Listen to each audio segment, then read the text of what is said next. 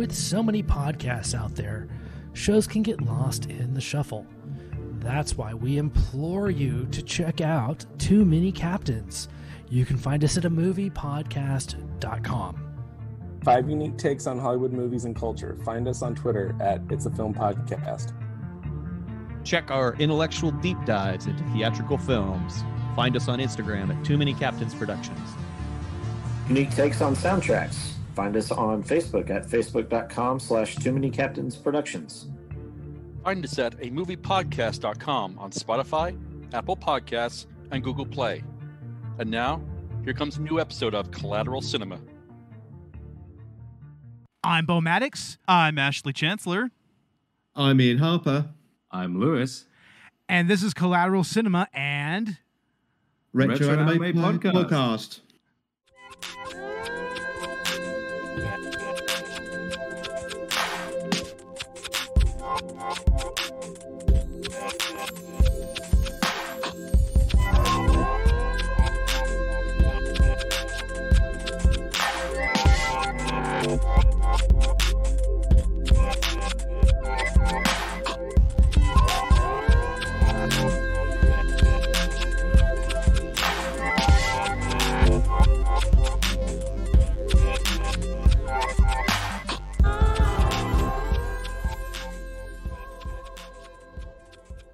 welcome to Collateral Cinema, the only movie podcast that matters, where we focus on good movies, bad movies, and everything else in between in the world of cinema. We're podcasting straight from somewhere in South Texas, and yes, my friends, we are a 420-friendly podcast, so whatever you have, be it dabs, blunts, bongs, or joints, smoke it if you've got it. And what's up, Ash? I think it's time we blow this scene. Get everybody and their stuff together. Okay. 3, 2, 1, let's jam. Let's jam. Yeah, and this is quite an auspicious occasion. This is a special episode that we're doing with the Retro Anime Podcast, Ian and Lewis. How are you guys doing? Doing we're just good, fine. thanks. Yeah, doing good. Excellent, excellent. So tell us a little bit about your show. I guess you obviously the name implies you check out a lot of old school anime. Yeah. Do you want to take the floor? Yeah, so I'll start off. So Lewis is my stepson. Okay, so we're a father and son podcast team. So okay. You know, I'm in my I'm past my mid-40s now. So I got into anime, you know, a long time ago. I got into Battle of the Planets in the late 70s as a young child, and I liked a lot of anime that I didn't realise was anime. And then, you know, when it kind of got licensed and went bit more mainstream in 91 in the UK, you know, I've been a anime fan ever since. So you know, I used to watch a lot of anime, and then Lewis would, when he was, you know, much younger, used to watch anime, started watching it with me, didn't you? So yeah, exactly. I think I remember watching the original Gundam. Yeah, it was Gundam Seed. That was the first thing we watched together. Oh, yeah. Nice. Oh, Gundam Seed we watched. Yeah. And I remember I was obviously hooked on the Western kind of anime localized versions of like Pokemon and Digimon, and then very quickly got adapted into the mecha, and then kind of discovered Evangelion, and then well, that as you do. Yeah, exactly. So yeah, it was very formative. You know, it was great. Excellent. Fuck yeah. Yeah. That's kind of similar to how I started off. Like I just hit my early 40s, so. I mean, I was there for a lot of the 80s anime and also the big boom in the 90s and everything. So I get exactly where y'all are coming from. Yeah, so the idea of the... No, go ahead.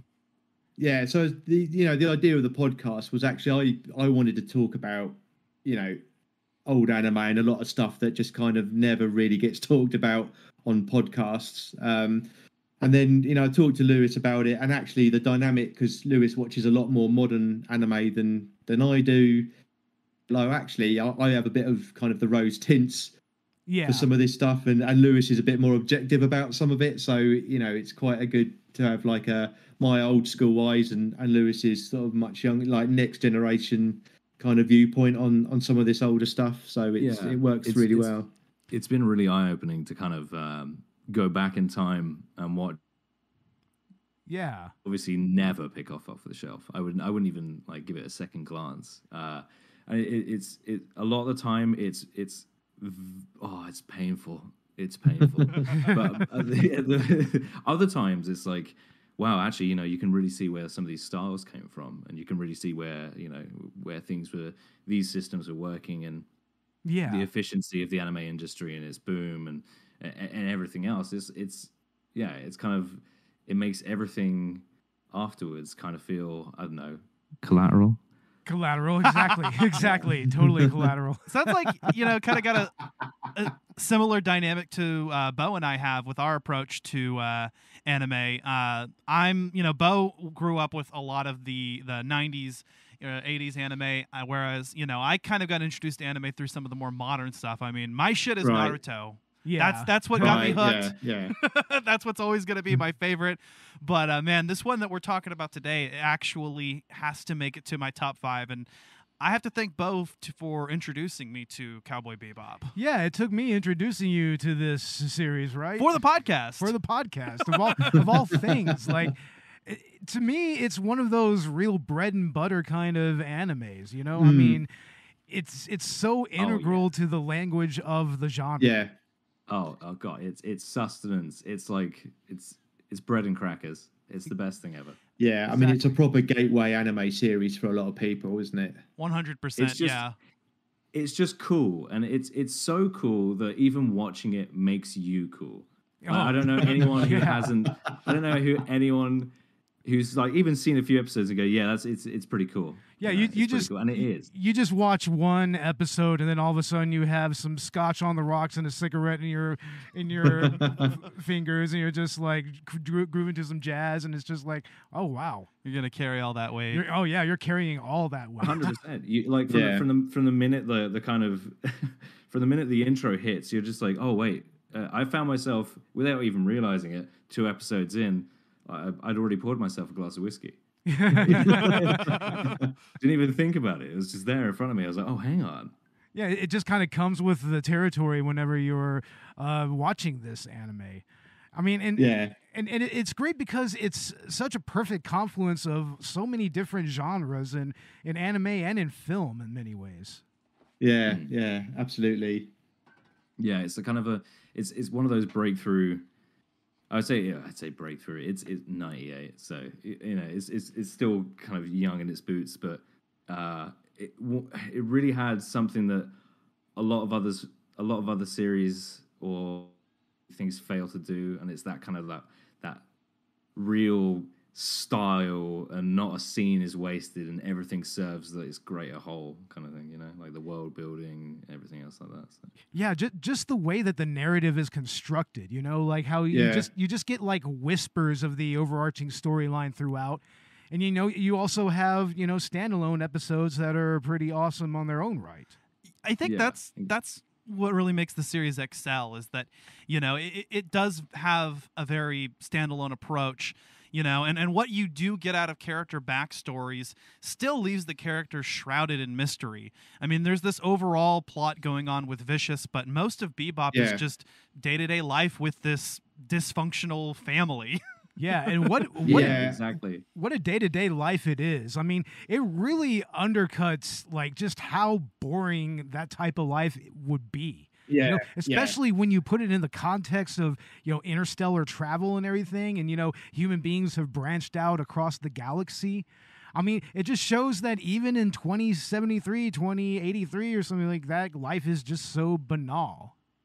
Yeah, effortlessly transitions the style and the mood and the world of the piece through. Like, I guess 3 minutes in, you pass the intro, you've already got like an idea just from the quality of the animation of who Spike is, and who Jet is. That even those 2 on screen early doors, it's that you immediately see the difference in their characters, the optimism and the nihilistic kind of disregard for everything. It's just immediately presented to you, and you don't justify anything else going forward. Because I think like the series has one of the best first episodes like I've seen in like all the series, because I keep a track. I've seen over 650 different like anime titles, so I've got a huge amount to like reference against. And the first episode like just does a good job of just telling you exactly what this series is going to be like. It's it sets up that kind of lackadaisical, cool, that kind of thing, but the adventure and the action by that one harmonica. Yeah, and all the detailed, like when they go through the astral gates and you see the ticket go through to kind of register the payment, like through the toll gate, and when Jet takes off for the first time, and all the little detail in the the flaps on the swordfish, and it's brimming with little detail like that, like absolutely brimming. And the bit at the end where the woman, she isn't pregnant, she's got all this red-eye drug capsules and yeah, with little bits of detail, and it just sets that up then for the remaining 25 episodes. We actually got that on right now in the background. That's what I was setting up whenever we first hooked up with you guys. We've got Asteroid Blues running on mute, and I got to agree, it is a perfect way to start this series. I mean, it just immediately sets the tone for how this series is going forward. And you don't even have all your main cast here yet. You really just have Spike and Jet. But even the dynamic between those two and, just the world building that goes on, you already get a feeling for what Cowboy Bebop is. Hell, you even get a flavor for how Spike actually interacts with, like, women throughout the entirety of the series. Just with this one woman that he encounters. I mean, you completely get his whole motivation there, and you completely get how he actually functions in this world. And I think it does one of those things because it sets up the ending, like in that very first scene. Oh, because it sets that up, and you don't really find out about what the actual context of that scene is until much later. And then it kind of closes that loop at the very end of the series, at the end of the the two-parter that closes the series out. Yeah. Because Watanabe did a series a couple of years ago called Carol and Tuesday, which effectively is set in the Cowboy Bebop world. It's set on Mars, but it's actually part of the same universe. Oh, and it actually has the same... Yeah, it has the same structure. It kind of tells you that bit at the beginning, then spends the next 26 episodes actually explaining how you got to that ending. So, Wow, we actually did not know that. I didn't know there was anything else in the Bebop universe, because Bo and I were actually talking about how great it would be to see something set. I mean, our idea was something that would be really cool would be like an open world video game set in the Cowboy Bebop universe. Yeah. And, there's already precedent for something like that, Like with No Man's Sky, I mean, you have the precedent for having an entire, solar system to explore and whatnot. Yeah, I was thinking much the same that way, Like they've built this incredible world, even down to some of the citizens, like these three guys that show up in a bunch of episodes. The three elderly dudes, like they're always there. Yeah, exactly, yeah. Yeah, they're always there. And I really like about like what you mentioned earlier about the whispers of a storyline. With that flashback at the very, very beginning, that kind of like is that foreshadowing of the end. It feels the story is through the lens of Spike, but you're kind of just taking like a third person camera. Through these interactions of these characters, and it's like a lot of them are all. Anytime you cut to someone else, they're all like there's something they're doing. There's a character fulfillment loop, or it's trying to get closer to Spike. Yeah, exactly. Especially with Jet, like Jet desperately trying to understand his motivations, or both of them like trying to desperately understand his motivations and get to the core of who he is. And you kind of get that, Jet and Spike, they are for the most part really, intimately familiar with each other's back stories and everything, but only to a certain point. There's secrets they keep from each other. Like, Spike asks Jet about his arm. He doesn't know, what happened there, and we don't find out until Black Dog Serenade. Yeah, several episodes down the line. Yeah. And it sets up that dynamic like right off the get-go. It's just, the dynamic of family. And that's one of these overarching themes, is that this is very much about family. family. Yeah. Dominic Toretto comes in. yeah, exactly. Yeah. There's a Mustang with a supercharged V8 flying out of the Astral Gate. Yeah. that would track, and that would actually be amazing, honestly. But in that dynamic, though, go ahead. I was going to say, because in that dynamic between them, because there's this one of the things that's quite profound with all the characters is this sense of loneliness. Yeah, loneliness and desperation as well. Yeah. So as much as they're kind of together, is that they're together and they're not together. They've all got these kind of they're all kind of damaged goods. Yeah. To an extent. Silently understanding each other. They never press. It's kind of Yeah, totally. It's almost like a weirdly perfect family. Yeah, very perfect. I mean, it's like, man, if I wish that my family would have kind of just fucked off and not worried about half of my bullshit, And that's kind of what it is with these 4 individuals, maybe 5 with Ein. I mean, you got to kind of include Ein in there. You got to, because, even Ein's got a sort of, intelligence about him. And even he has a backstory to him, kind of. Yeah. I like how Jet, talks about, and he brings this up multiple times about how the other members of the Bebop just come and go as they please. And he just gets so fed up with their bullshit. But at the end of the day, as much as they bicker, they always seem to be there for each other and come to each other's rescue when, it's really needed.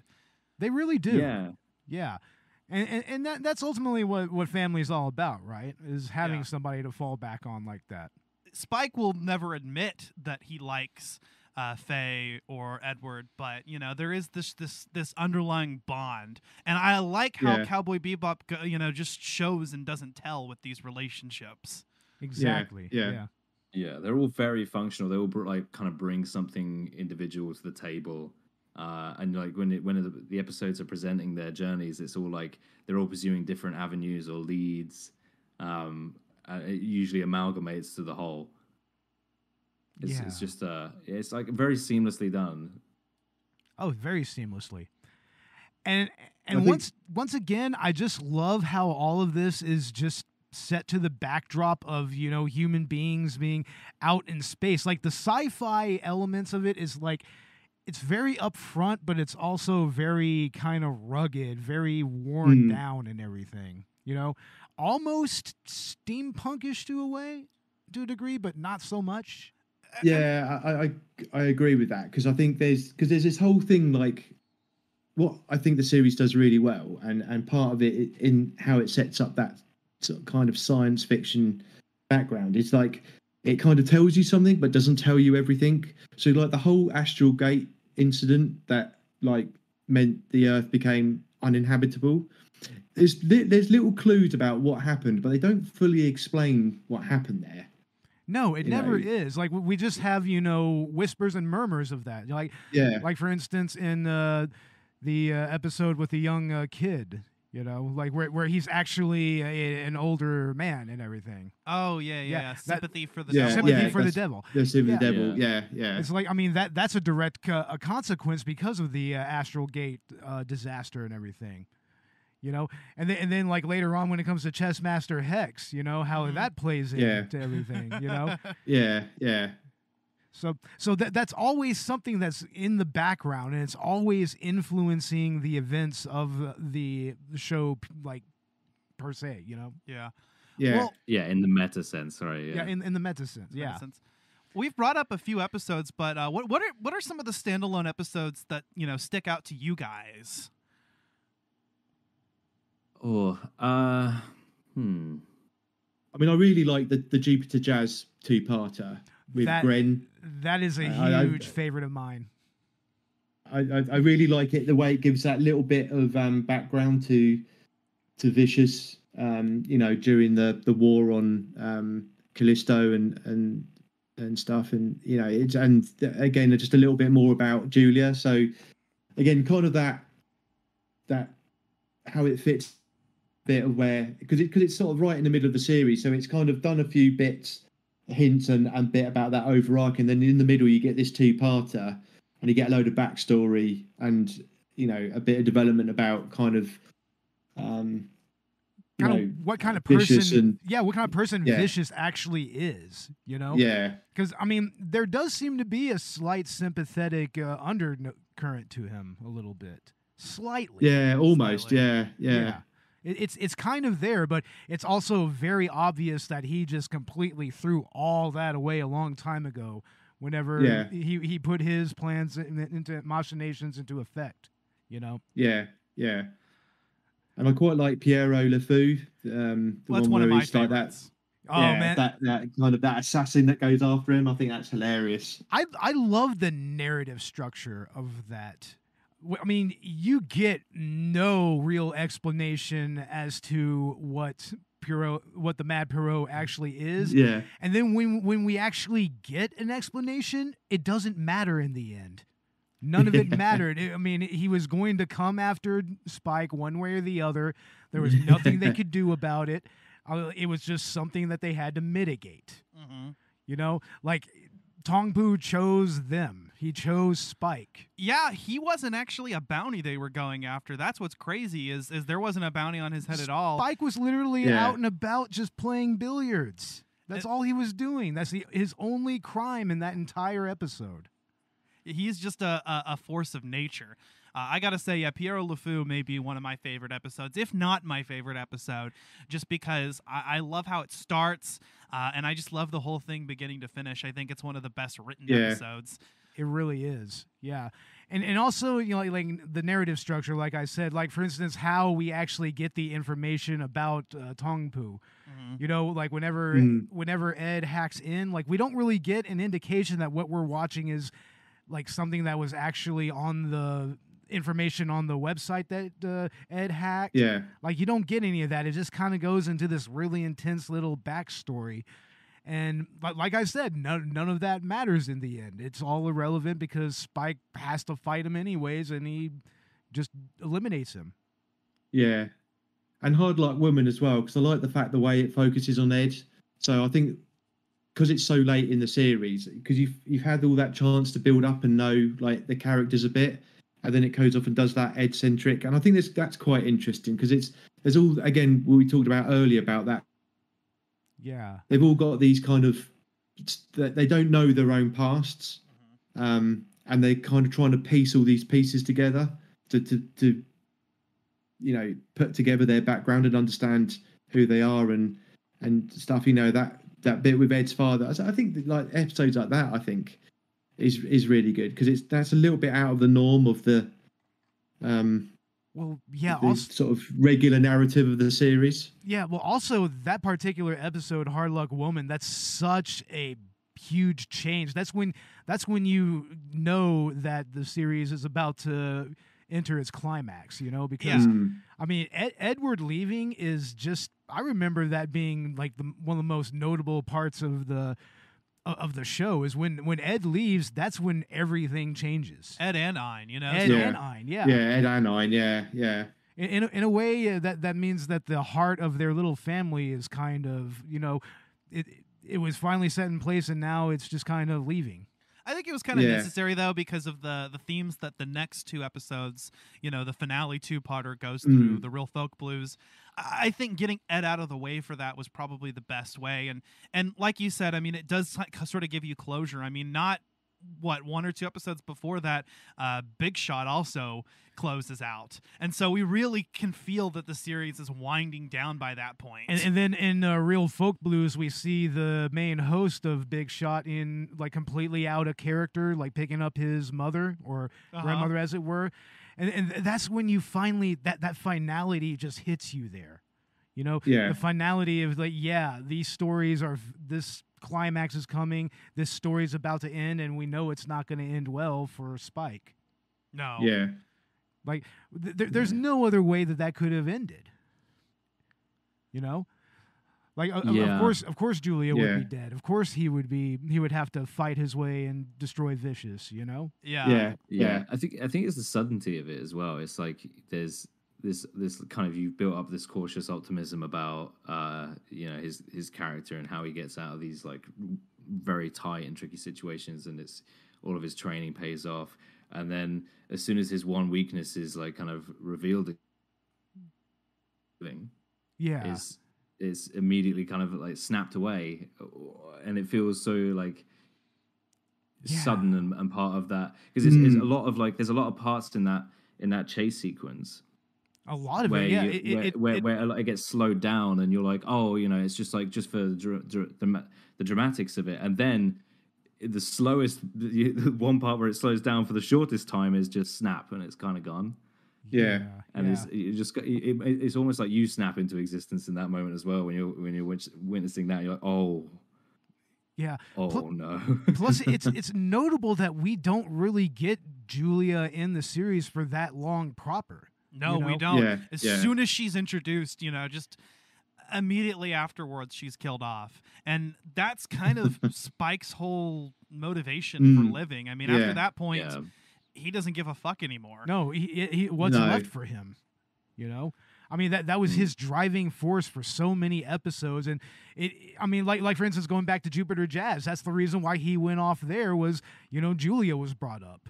Yeah. And he was immediately like, without thinking, he was like, nope, I got to get out of there. I gotta go get her. And I got to go look for her. He found a family with the Bebop, but even that's sort of kind of winding down, as we lose a couple members, and, who's to say, that this is going to last forever. And I think maybe Spike realizes that too, and when he leaves, he knows full well that there's a good chance that he's going to die.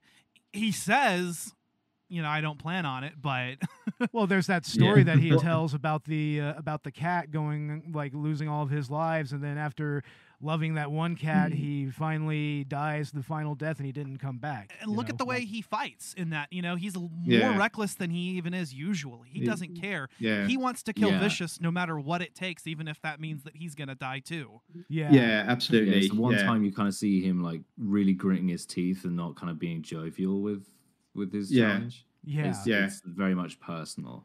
That kind of cockiness. Here's a question though. Did you feel more weight kind of between the death scenes or between the final interaction with Faye?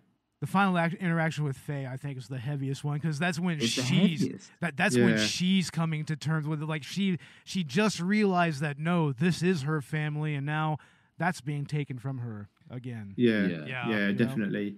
It's almost another death for her in a way. She's also, I think, one of my favorite, like femme fatale type characters in anime. I think that she's a very strong and empowering female character that obviously has her own ups and downs as well. At the end of the day, she looks out for herself, but then she sort of finds this other driving force, only for it to be eventually ripped away from her. Yeah. And I think that ultimately what makes Faye so compelling is that, she's just such a blank slate when it comes to her past. And then when we finally learn about that past, it's like there's that real possibility that she may never know who she actually is. It kind of feels like her identity is kind of just, plopped into her lap near the end of the series. And that's why like I'd say it's like it's kind of through Spike's like lens, this, even though you get like the real development and you get the real character development of everyone else on the Bebop, but it really doesn't feel like Jet or Faye get to complete their arcs. It's almost like their story dies with Spike. That is true, a little bit. And even though we do get some, some conclusion to certain parts of their lives, like for instance, Jet in his relationship with his ex-girlfriend, we don't really get a full like denouement or epilogue for them in any way. We really don't. I mean, Faye finally does remember her past, but at the end of the day, it doesn't matter. Like you said, the coldness of it doesn't matter what the cryo did, or that's a complete separation. Her life really started again when she joined the Bebop. Yeah, that was when it started in earnest. Yeah, and in that episode as well, in that hard luck woman bit, because at the end you see the meteorite strike on Earth again, so it kind of builds up on that, and it and she only finds what's the remnants of her home.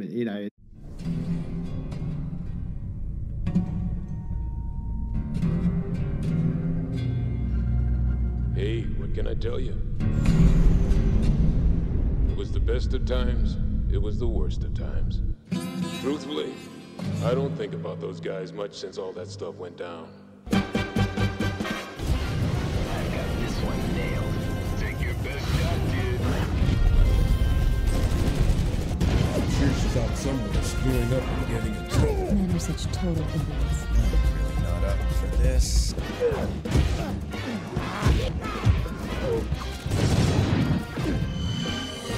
There's nothing in this world to believe in. You know what they say, cowboy. Easy come, easy go.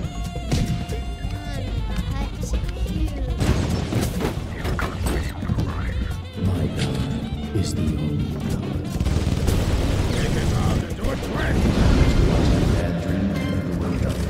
Your partner's in deep trouble. Let's just say my past is catching up to me. People who go against the simple truths. Well, who's the small fry?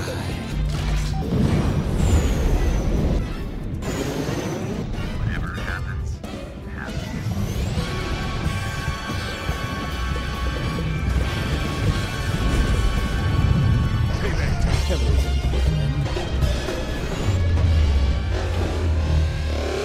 Danger is beautiful, but you just can't. Adios.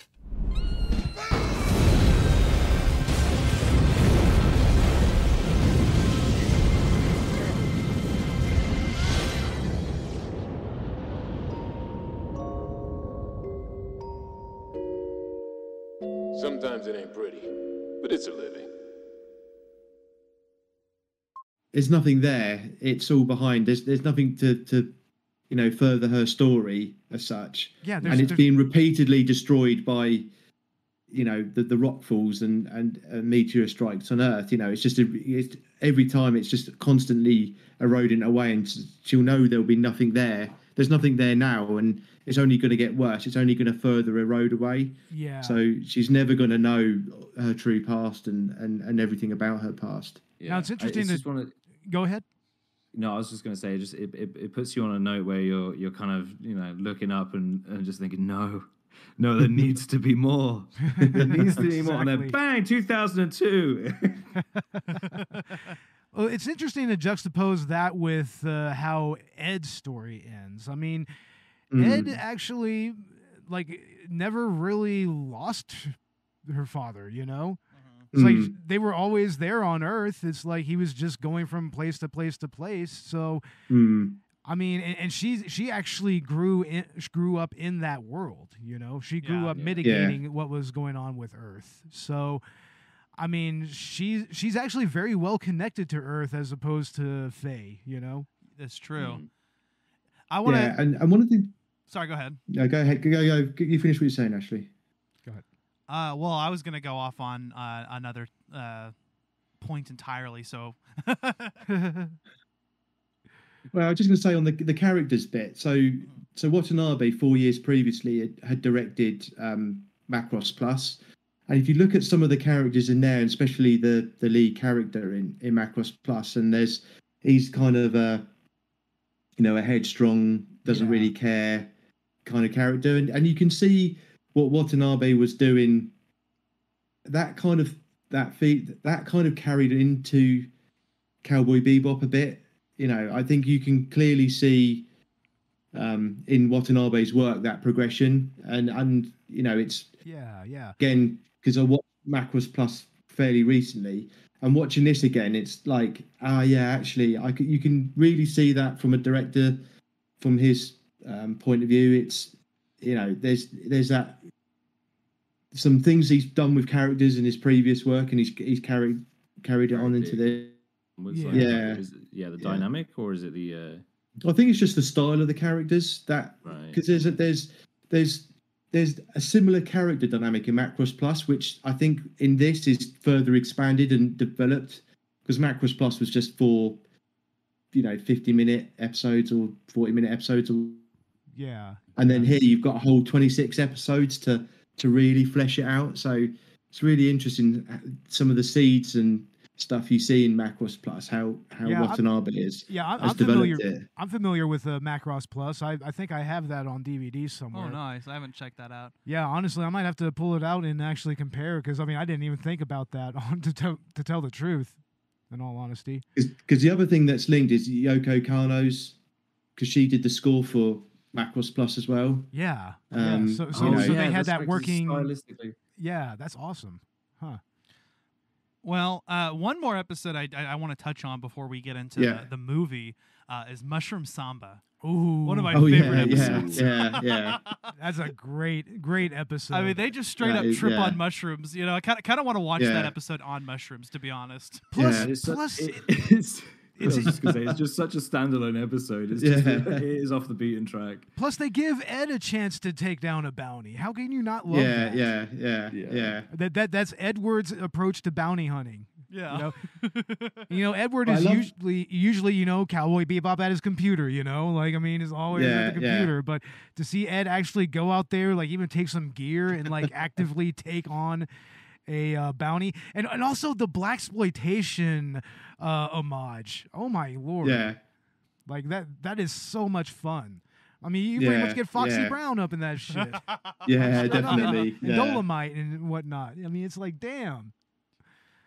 But I like the way that episode starts with the Bebop in dire straits. Yeah, they're all out of everything, just completely deadlocked. Just pretty much their lives on a daily. And they, that ship kind of just knocks them and forces, knocks them out of orbit down into an ego death trip. It's just that what we were saying, at the beginning, when we started talking about it, that kind of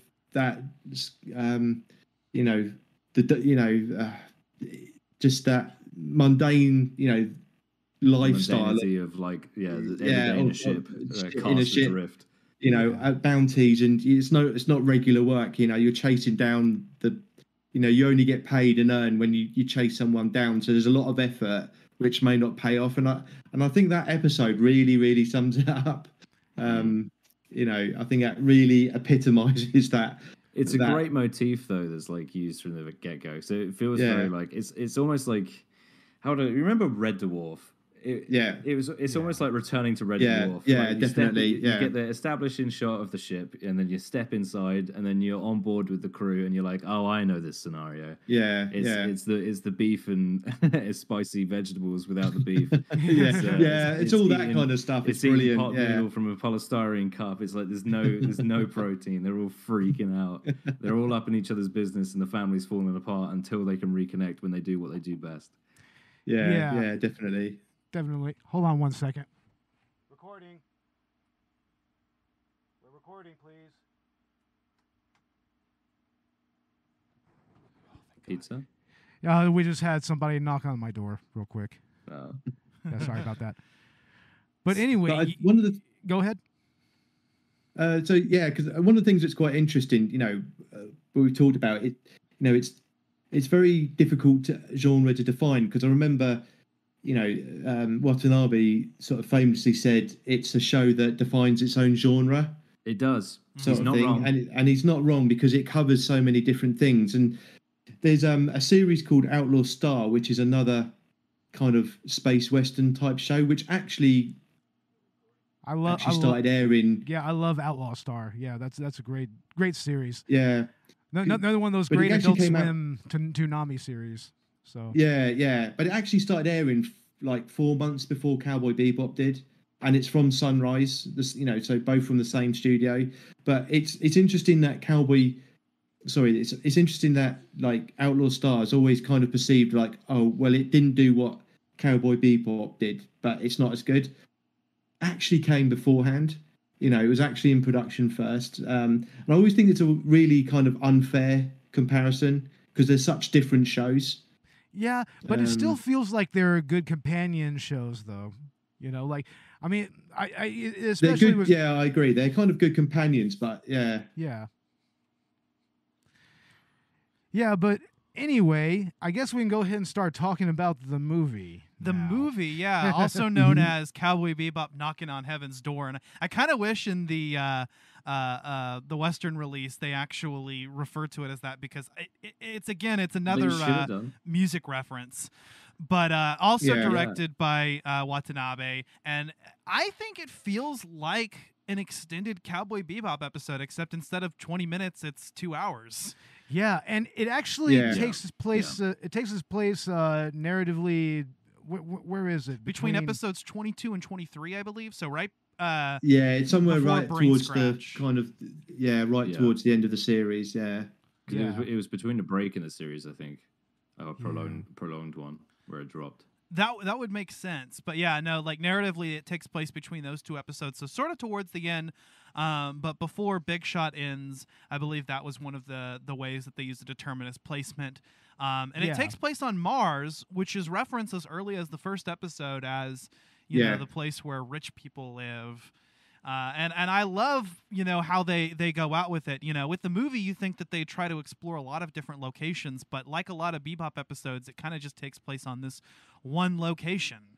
And you've got a really interesting antagonist for the movie as well with Vincent. Yeah. Vincent is interesting, I think. I mean, I don't remember the character all that well, but... Yeah, I mean, what I really like about the movie is that actually it gives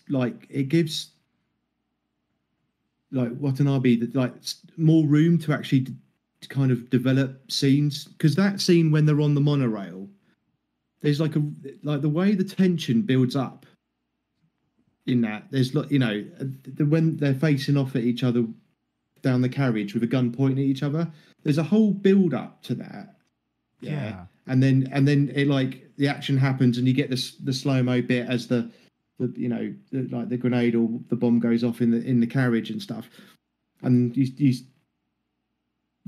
because it's a 2-hour film, there's actually effectively an episode to just do that one scene of the running time, to do that one scene. So Watanabe can really develop, he can really build tension, he can really kind of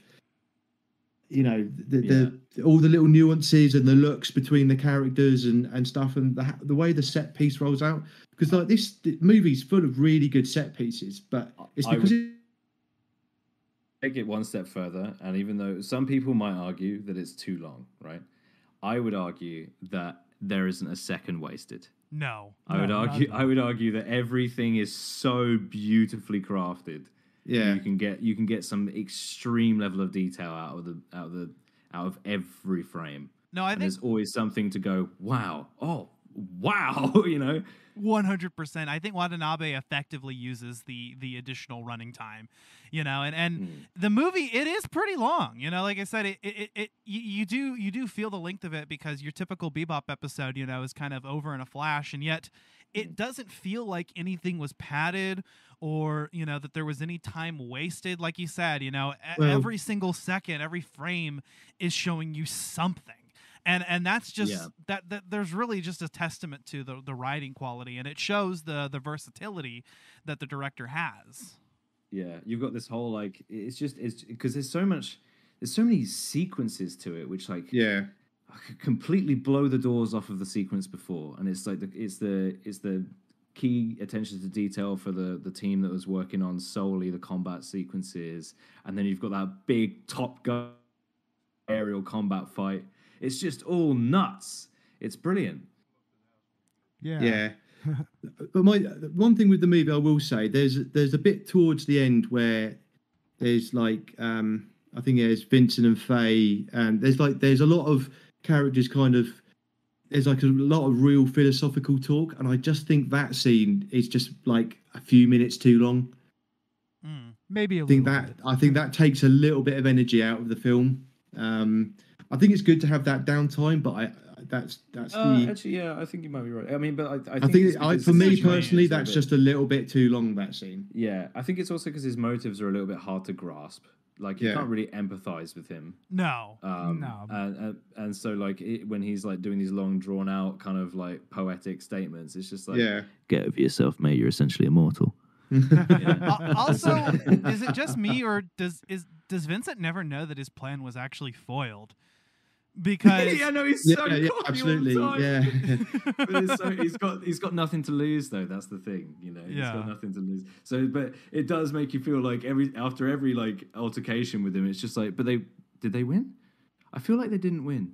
Like, yeah, definitely. But it's an absolutely gorgeous film, though. I mean, it really it's absolutely beautiful. It really is.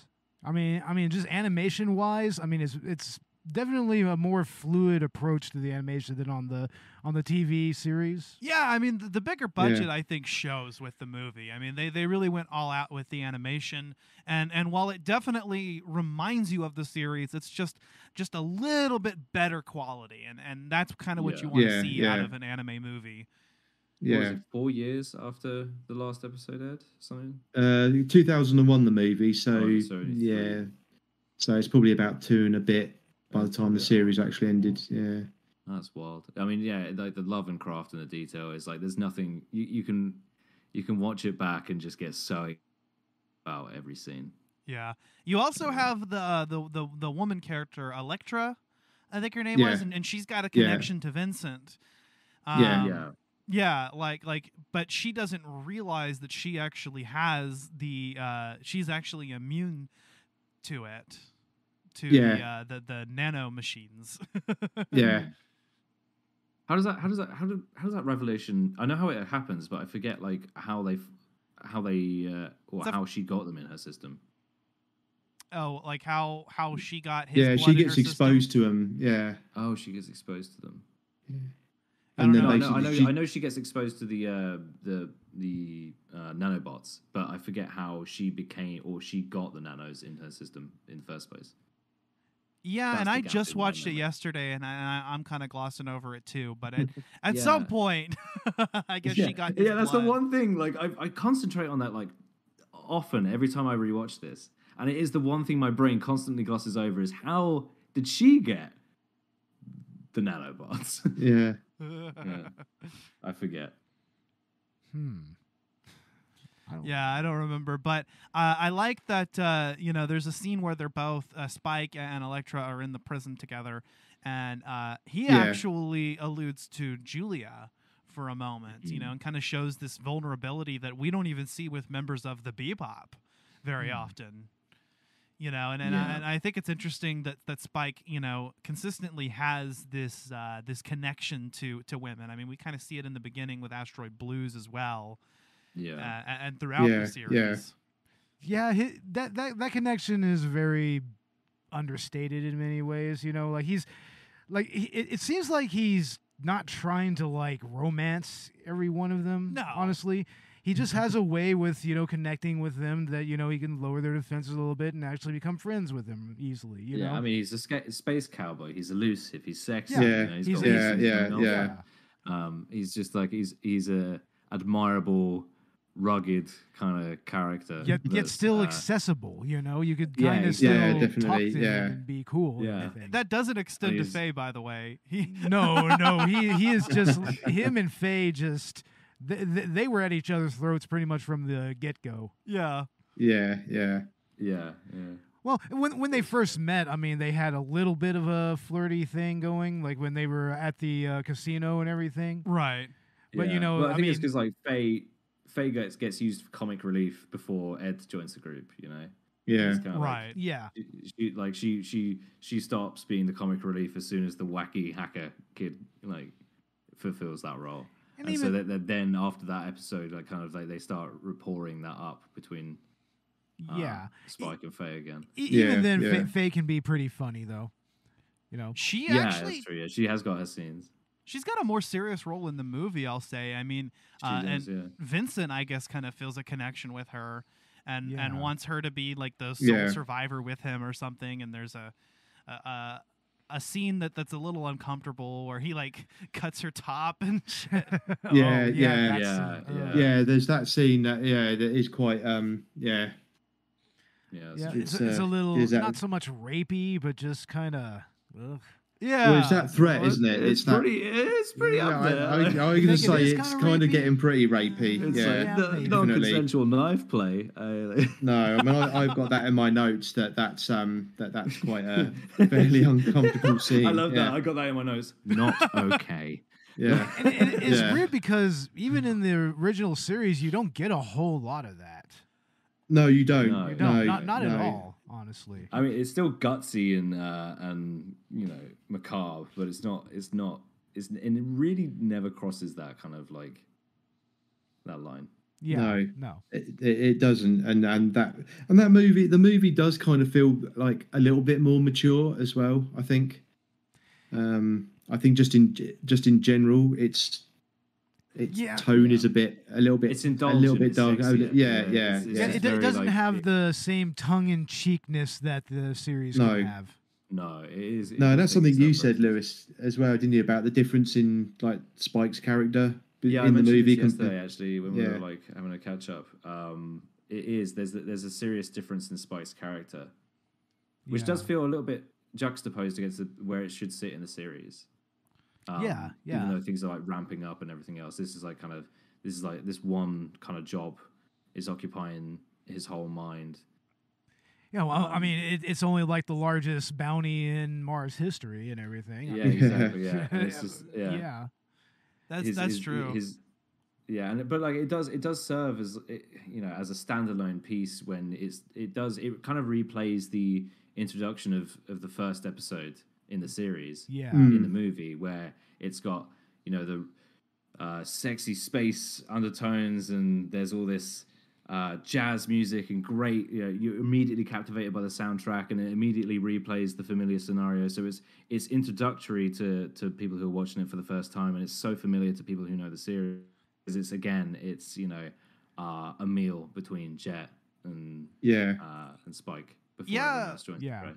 The movie's opening is actually, I enjoy it quite a bit because, like you said, I think it's good for even people who haven't watched the series, and for people who have, it's just more of these characters, and you get to kind of, nibble on it a little bit more. But it's a good introduction, so much so that the scene almost line for line was copied into the Netflix series. Actually, they actually used the. Funny enough, they used some of the lines from the opening of the movie. Really? I didn't watch the Netflix series.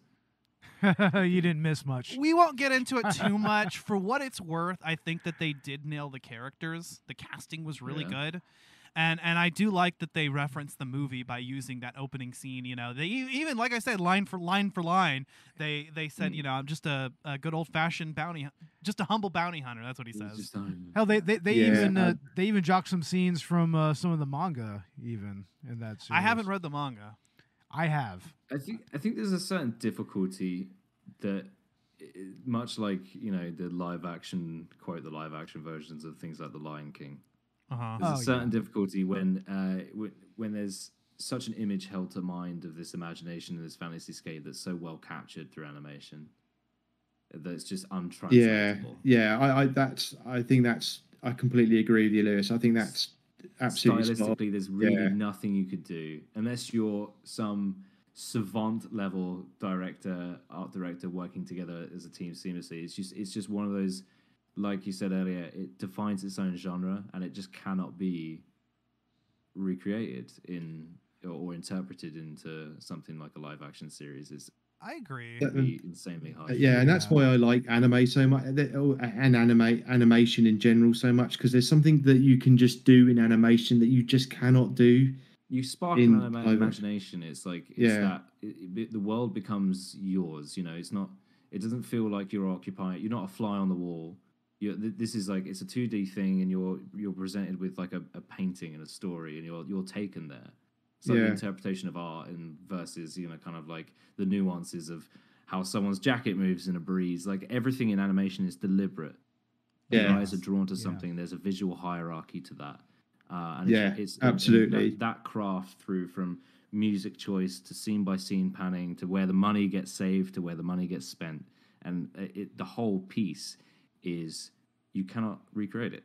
You cannot recreate the combat scenes the same way you could in It's Hell, just it just doesn't work. I would There's no say emphasis. that I would say that a series as idiosyncratic as Cowboy Bebop, even trying to remake it using today's animation styles, I think would be a little difficult to really capture. It's something that kind of just stands on its own. We have the 26 episodes and we have the movie, and that's it. It's an enigma.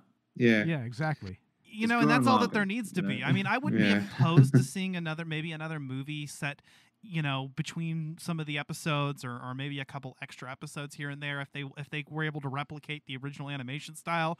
But other than that, I mean, this is a series that kind of just needs to be left alone.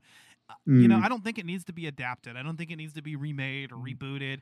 It is something that is perfect the way that it is. And the Netflix series at times captured some of the feeling, but it's always going to be compared to the source material. And that's what Cowboy Bebop is. And thankfully, you know, the movie, despite taking place, despite being made a few years after, and maybe there being some of the characters being written a little bit differently, you know, still feels very much in the same world. Yeah. I knew something was going to be wrong when I first saw Ed in that. All the way near the end, when I first saw that, I was like, "Oh yeah, this isn't coming back." No, this isn't going to come back. When the episode structure is so, and the movie structure is so like reading a comic book, you know, it's you can't translate that. So which is interesting because it's not adapted from a manga. I mean, the anime is the original. There is the a original, manga. Yeah. The manga came. The manga came out after the fact. I need to check that out though, because it would be nice to get some more stories set in the Bebop universe. It would be interesting to see them actually. If they were to make a movie, they would need to adapt one of those stories. Yeah, I honestly, that's if they want to do something, do that. Adapt the manga. Like there's a manga story that goes a little deeper into Faye's backstory and actually gets into her mentor, which is actually brought into the live action series. Okay. Yeah, her mentor in that's an actual allusion to the manga. Gotcha. So I mean, I think one of the fundamental problems of the TV series is it just completely failed to capture the cool that was in the anime, you know. Yeah, the kind of essence that what made the anime such a great TV series. I think it just completely failed to capture that essence and recreate it. I don't think that they were ever going to nail it. They just weren't going to. You know, for all the reasons we've just said about why animation works for that kind of thing and doesn't hit, you know, I think it was kind of just doomed to fail, really. I mean, I went in with it a really open mind. I was going to be really kind of objective about it, and you know, didn't go in thinking I'm not going to like it. But yeah, literally after the first couple of episodes, I was just like, going back to the whole thing with the animation, I mean, we're watching it right now, and I'm just noticing all the nuances, even in just, you know, the backgrounds and during like the fight scenes with like the explosions and everything. And, reflections. you know, the reflections, the way that, you know, gunfire is portrayed and everything. There's it's just done in a way that it can never be replicated in live action. Even just little nuances like that. Yeah. And you'll notice in the craft of it as well, like where exposition scenes are kind of like cut into fast-paced segments, like chase scenes, where they want a lot of the budget to go on the emphasis on movement, reflection, and all that sort of stuff. They'll have there's one scene that stood out to me where they're doing. It's the chase scene. They come out and there's police looking for them, but like it's like a 3-second like animation frame, and it's like noticeably lower budget. Like it's just like kind of like a couple of frames for the mouth movement, and then it moves straight on. But you don't even notice it because like the pacing of the scene natural for that to be like, you know, that to be flung across. Yeah. It feels like you're flicking a page. You know, it's weird. It's great. Exactly. Stylistically, fantastic. Like the animation's just unbelievable. There's so much world building is just phenomenal. Like you say, you want more from that universe. Just simply because it's just so the intricacies of every scene, the way they kind of like they really double down heavily on the representations of ethnic groups in it as well. Yeah, music is stylistically chosen. You know, it's a bit on the nose, and it is very much, you know, like, you know, as you'd expect it to be maybe a very Japanese looking at the West kind of interpretation of these cultures. But realistically, it's so visually stimulating that everything feels like a sight. Yeah, that's definitely. all I've got to say on that. Yeah, it's got a lot of like the detail for a TV series as well, which generally tends to, often have a lot of shortcuts because they're working to a schedule and a smaller budget. The detail in it is like incredible. Yeah. And the animation quality is absolutely incredible for a TV series. So much detail. Also, by the way, guys, dubbed or subbed for Cowboy Bebop?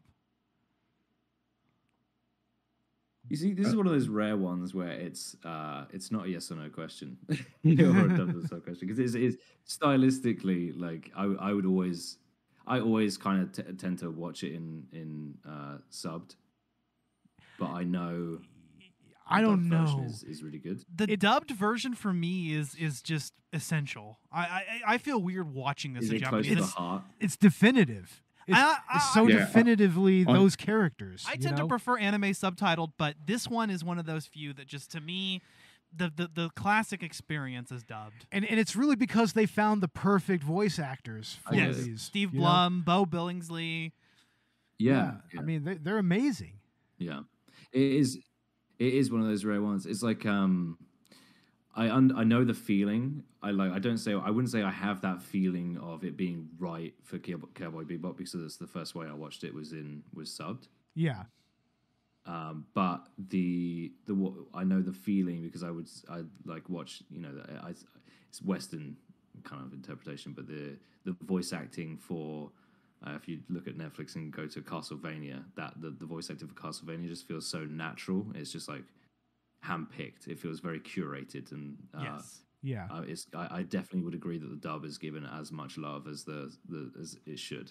It's something where you pick. You're like, right, this is a landmark piece of media. We need the right voices. Exactly. It's handcrafted. I've never watched it dubbed, I have to say. Really? I never watch anime dubbed. Yeah, I just don't watch anime dubbed. I never ever listen to dubs. So I've never heard the dub to Cowboy Bebop. It's really good. I highly recommend it. It's one of the greatest dubs ever recorded with some of the greatest voice actors ever. And there are only a handful of anime I feel that way about. Full Metal Alchemist is one of them. I'll only watch that dubbed. I tried to watch Claymore subbed, and it didn't feel right either. That's another one. But Cowboy Bebop, I think, is the definitive example of an anime that, to me, feels better dubbed. I mean, everyone's experience is going to differ. Death Note as well. American dub of Shin-Chan. Gotta love that one. All right, here's another question. If there's any... Yeah, go ahead. I can't think... Oh, carry on. No. Right on. With your question. Okay, here's my question. Faye or Julia? Who's your favorite? Faye. Yeah. Julia is. I think even Faye even says something about her. She's like, she's ordinary, and I'm like, yeah. You don't really get a lot of Julia. Faye is just Julia, such a much more no fleshed out really character. Empathize with. Say that again? Yeah. I was just going to say, like, Faye, you don't. Faye, you get to empathize with, and you get her whole plight, and you're way more connected. Julia, you just have no connection to her. You know she's close to. She's close to Spike, and you're close to Spike, but you're not close to her. You want things to work out for Spike's sake, but you don't really know anything about Julia. And that's where they fucked it up in the live action. Going back to that, that's what really did it for me, was how they fucked up Julia. Yeah. For me, Julia just feels a bit like you're kind of fairly standard femme fatale, almost, Yeah, it is. It's not given as much attention as it probably should. No, she's not given it as much. No, it just goes back to the narrative, to how she's portrayed in the narrative. I mean, she's pretty much like she's almost the MacGuffin for Spike for pretty much the entirety of the series. Yeah. She's kind of a MacGuffin. Yeah. Whereas Faye is her own person. She's her own character with her own arc. And, whether or not that arc is tied up as much as we would like, and, as we get as much closure as we feel that we need with this character, you still spend a lot of time with her, and she just feels like an integral part of the series. And she has her ups and downs, and you get to understand her character, almost as well as you do Spike, or as well as you do with Jet. Yeah. A little bit more than you do with Ed or Ein, I would say. Yeah. I would say a spin-off with Ed and Ein would be amazing. Seriously. That would be a great series. I need some more, even if it's just a little OVA or something like that. That would be perfect. I'm glad that the movie, even with the more serious tone that it took, still had its Ed scene. Yeah, it did. Yeah, you still get that scene with Ed kind of walking door to door doing trick or treat way before Halloween even starts. Yeah. Right, yeah. Oh yeah. But one more question. What episode from the original series do you think would be the best episode to show someone who has never watched Cowboy Bebop? Like, what would be the best introductory episode? Oh, episode 1. Episode 1, yeah. I was gonna say Asteroid Blues. It is the perfect introduction to the series. It's the perfect, like That you is true. get. Yeah. It immediately sets up like you Yeah. know exactly what you're gonna get. 15 seconds in, you've got space western, slightly steampunk. You've got like an incredible build up of like cinematic scenes showing off. It's just so wonderfully crafted. Yeah. It's definitely it has got a very, very good. Like I say, I think it is one of the best opening episodes of any series. There's a few like Armature with Votones, I think, has the best opening episode of any TV series. But Cowboy Bebop's exactly for what Lewis just said. I think it just sets the whole everything you need to know about Cowboy Bebop and what to expect in the remaining 25 episodes. And it's very Western friendly as well. Like it's very definitely Western friendly. Now, the see, narrative structure is very me Western. personally, I would show somebody Toys in the Attic. That's a good episode too. Honestly, yeah. What's to be what's honest, good? I think that is my weakest episode in the whole Really? series. That's one of my favorites because it's a straight up horror movie. It's a standalone horror story. I like it quite a bit. Yeah. Yeah. It has all those great little allusions to like The Thing and Alien and all that, Like, I mean, and I get all the riffs and reference to it, but I think, I don't know, for me, in the flow of the whole series, I think I don't know, I just kind of feel it spoils the flow of the series a bit, that episode. Yeah. I don't know that I would show it to somebody first. Yeah. I would show it as a example of what a standalone episode would be like. Just take it out of the overarching story and everything, and it's just a typical story for the Bebop. It's like, to me, that's like one of the better ones. That's true. It is one of the better standalone episodes. I mean, it's definitely up there for me. Plus, you get a little bit of the inner dialogue for each member of the Bebop. Like you kind of get a better grasp of what their characters are like. It's got a fun structure too. The whole episode. Yeah, with the lessons and everything. Yeah. Yeah, and then that ending is just superb, I think. The lesson learned is, don't leave stuff in the fridge too long. No, don't leave stuff in the fridge. that is sage advice. Those episodes remind me of Red Dwarf in that way. It's kind of got everything's happening in isolation kind of things. These guys are solely responsible for their own chaos. And the plot isn't immediately resolved.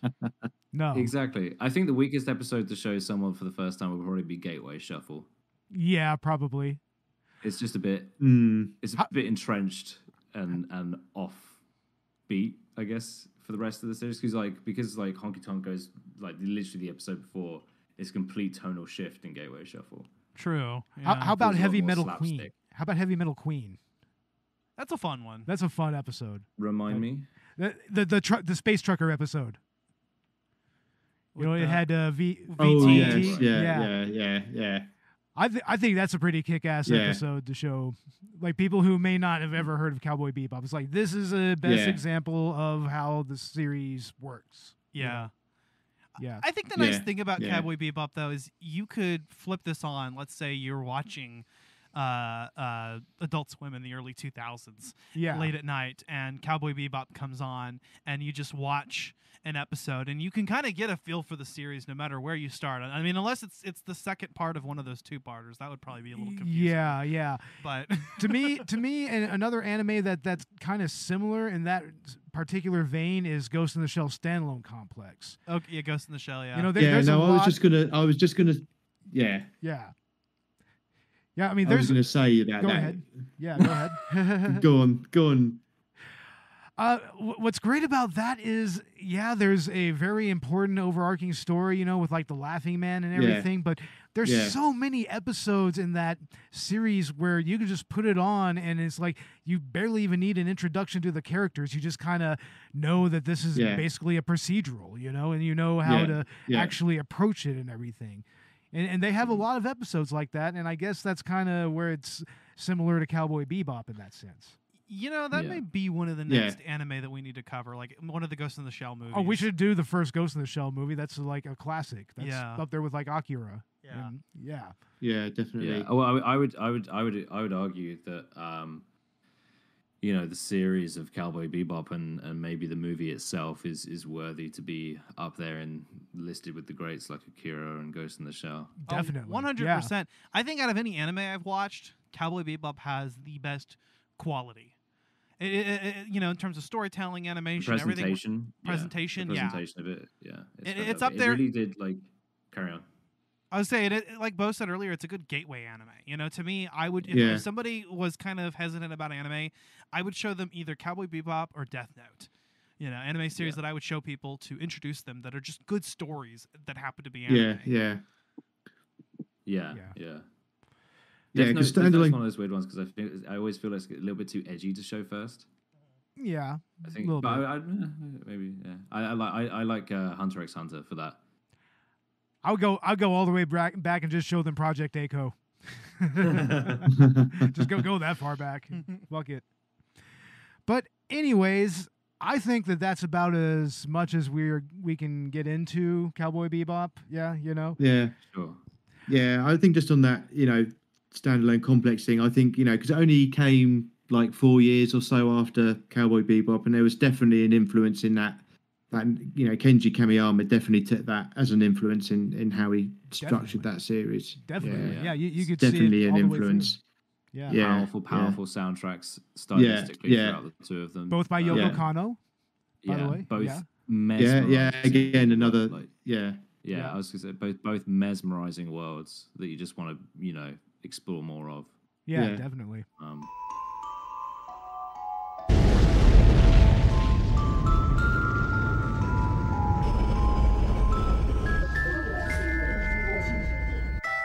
Just a dream.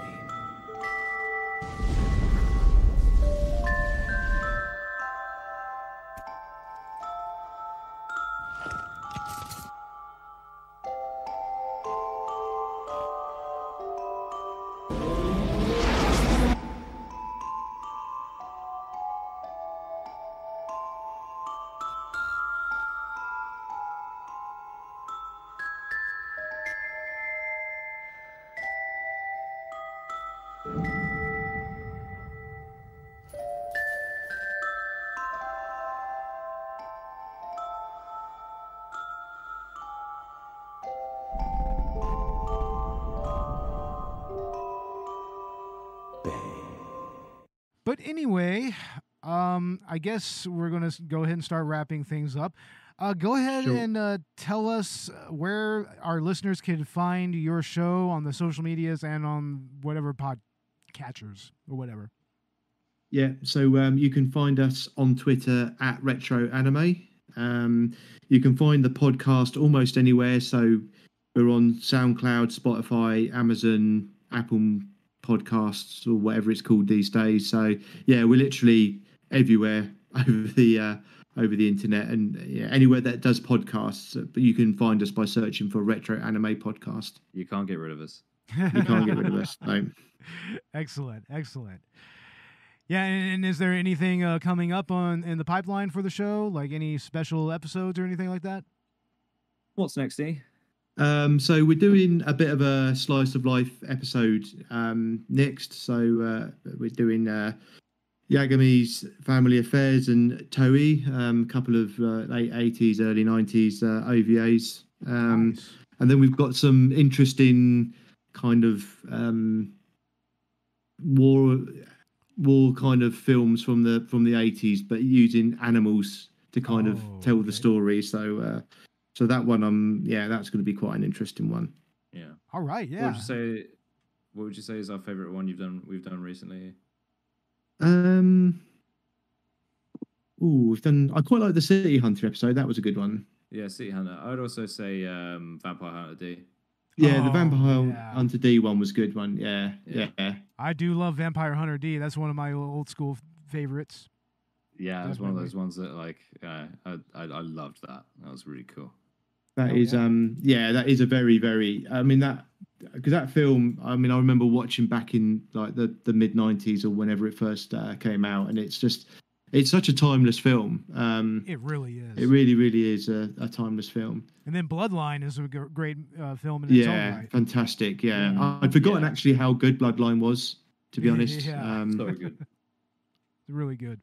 I think watching that and then watching Castlevania on Netflix made me enjoy Vampire Hunter D and Castlevania more. I love that kind of era. Yeah, definitely. Yeah. Well, it's been a pleasure. Thank you for having us. Yeah, definitely. It was our pleasure having you guys on the show. We would love to have you back on the show again to talk about another anime movie sometime. Yeah, like I said, I think naturally Ghost in the Shell would be a good place to go next. But at some point, I may want to indulge myself. And do like a Naruto movie or something too. If we're going to do that, then we need to bring an Inuyasha movie out. Because that's closer to my generation. We could also do Trigun. Trigun. Oh yeah, we got to do Trigun. Hell yeah. Especially with the new series coming out. Yeah, there's a new Trigun. The new one. It could be good to get ahead of it. Yeah, definitely. It's kind of a good companion piece to Cowboy Bebop, another space western. It is. Yeah, it is. Yeah, that's I love Trigun. Good old Vasha Stampede. Well, Ash, what's going on with Collateral Gaming? Well, one of these days we may actually get our part 2 of our season finale out on Fire Emblem: The Blazing Blade. Shit's been hard to coordinate, but eventually that's happening. Hopefully by the end of this month, and then we will be starting up season 5 of Collateral Gaming with Final Fantasy VII and Final Fantasy VII Remake. Let me tell you, I have been sleeping on this game for too long because it's fucking amazing. It really is. It's one of my all-time childhood classics. I know that game practically like the back of my hand, and I'm looking forward to talking about it. So, yeah, that's how we're opening up the season. It's going to be a 2-parter. We're going to talk about Final Fantasy VII, the original, and then Final Fantasy VII Remake, kind of comparing and contrasting the two. And that's going to be a lot of fun. I have been thoroughly enjoying both of those. Yeah, they're both amazing games, and I'm having fun playing my file on my PS Classic. I mean, I'm just sitting there grinding and grinding and grinding. I'm not even like a quarter of the way through the first disc, and I'm already at level like 60 and everything. I'm like, I know this motherfucker loves to grind. You know, I grind like heavily in my RPGs, heavily. So yeah, that's going to be a lot of fun. And you can find Collateral Gaming in the same places we can find Collateral Cinema, right? That's right. Wherever you get your podcasts. Yep. And also on Twitter, on Facebook, on Instagram, you can find us there. And also check out our Patreon. We have exclusive full-length movie commentaries. And maybe during the interseason break, before Season 6 starts up, we should get a couple more out. Namely, the Buttercream Gang. Buttercreamers. Buttercreaming for life and for fun. That's right. Buttercreaming is about having fun. It's not just about helping people or whatever. Having fun. It's about having fun. It's about Buttercreaming for Jesus. Oh my God. Yeah, fun times. And also check us out on Good Pods. You can go there and find your favorite indie podcasts. I wouldn't be surprised if Retro Anime is on that app as well. But I said you can't get rid of us. Yeah, exactly. But yeah, follow us there. Check out our episodes and give us a rating so that we can climb the rankings on the indie cinema podcasts and everything. So yeah, check us out there and follow us there. But anyways, guys, is there anything else you would like to add? No, just been really good to actually be on here and do this podcast with you guys. I've been looking forward to it for a long time, so I'm glad we've made it happen. Yeah, we finally made it happen. It's like, hell yeah. Yeah, it's been great to have you guys, honestly. Yeah, definitely. We'll have to do a promo swap or something like that sometime soon. So definitely. Sounds Yeah. good. Yeah, it's been a pleasure. Thank you. For sure. Well, with all that said, I'm Bo Maddox. I'm Ashley Chancellor. I'm Ian Harper. And I'm Lewis, but you can call me Lube. And this was Collateral Cinema with the Retro Anime Podcast. And yeah, you're going to carry that weight, ladies and gentlemen. See you later, Space Cowboy. See you, Space Cowboy. Slav See you, Ukraina. Space Cowboy.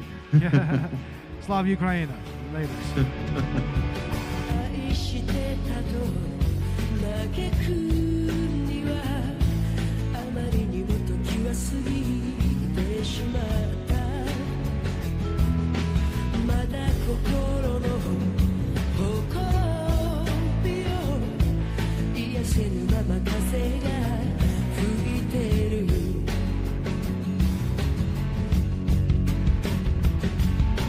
一つの目で明日を見て一つの目で昨日を見つめてる君の愛のゆりかごでもう一度安らかに眠れたら乾いた瞳で誰か泣いてくれ